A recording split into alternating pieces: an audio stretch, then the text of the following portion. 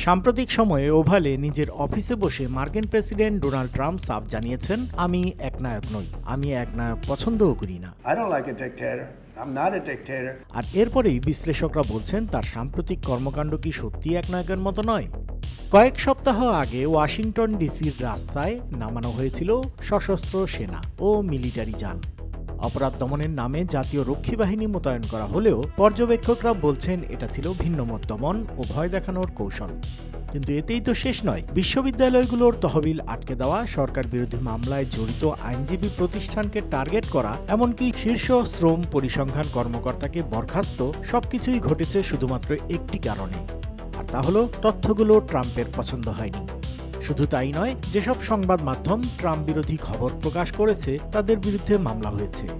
FCC তদন্ত চালাচ্ছে প্রায় সব প্রধান নেটওয়ার্কের বিরুদ্ধে। অবশ্য ফক্স নিউজ এখন পর্যন্ত এই রোষের আওতামুক্ত।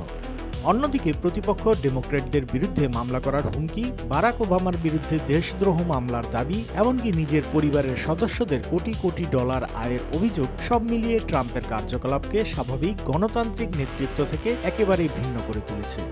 প্রিন্সটন বিশ্ববিদ্যালয়ের অধ্যাপক কিম লেন শেপেল স্পষ্টই বলেছেন, এ বিষয়ে কোনো সন্দেহ নেই। জাতীয় রক্ষী বাহিনী নামানো আর ভিন্নমত দমন মানেই আমরা কার্যত একনায়কতন্ত্রে ঢুকে পড়েছি।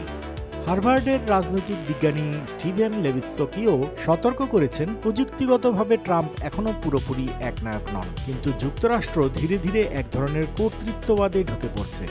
বিশ্বের সমসাময়িক নেতারা, পুতিন, এরদোয়ানরা প্রচলিত একবিংশ শতকের একনায়কতন্ত্রে নিজেদের চেহারা আড়াল করার চেষ্টা করেন, কিন্তু ট্রাম্প যেন উল্টোটা করছেন। ওয়াশিংটনে আমেরিকান ওয়ার্কার্স ফার্স্ট লেখা বিশাল ব্যানারে নিজের ছবি টাঙানো, জন্মদিনে সামরিক প্যারেড আয়োজন করেছেন।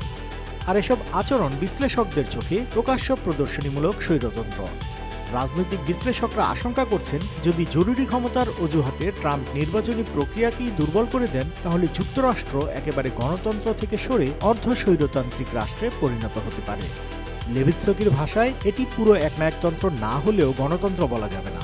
তাহলে প্রশ্ন থেকেই যায়, ডোনাল্ড ট্রাম্প কি সত্যি একনায়ক নন, নাকি তিনি আধুনিক সময়ের নতুন রূপের একজন একনায়ক, যিনি গণতন্ত্রের মোড়কে স্বৈরতন্ত্রকে প্রতিষ্ঠা করতে চেয়েছেন?